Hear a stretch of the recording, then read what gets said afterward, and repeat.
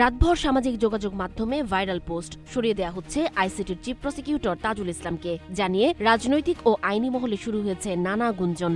ICT মূলত ১৯৭১ সালের মানবতাবিরোধী অপরাধের বিচার কার্যক্রম পরিচালনার জন্য গঠিত একটি বিশেষ ট্রাইব্যুনাল। রাজনৈতিকভাবে সংবেদনশীল এ প্রতিষ্ঠানের নেতৃত্বে পরিবর্তন সবসময়ই আলোচনার জন্ম দেয়। অ্যাডভোকেট তাজুল ইসলাম বর্তমানে আইসিটির চিফ প্রসিকিউটর হিসেবে দায়িত্ব পালন করে আসছেন। তার নেতৃত্বে একাধিক গুরুত্বপূর্ণ মামলার বিচার প্রক্রিয়ায় গিয়েছে, ফলে তাকে সরানোর খবর রাজনৈতিকভাবে তাৎপর্যপূর্ণ হিসেবে দেখা হচ্ছে।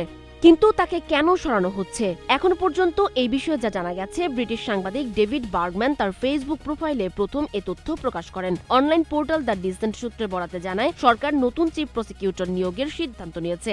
সম্ভাব্য নতুন মুখ হিসেবেও আরও একজনের নাম আলোচনায় আছে বলেও জানা গেছে।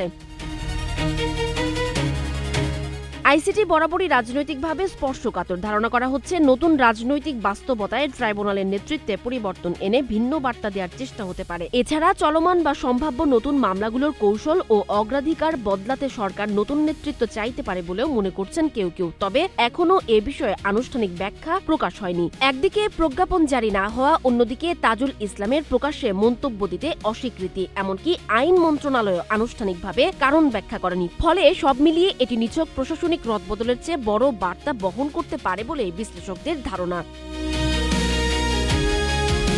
সানজিদা আফরিন, সোনিয়া, নাগরিক, প্রতিদিন।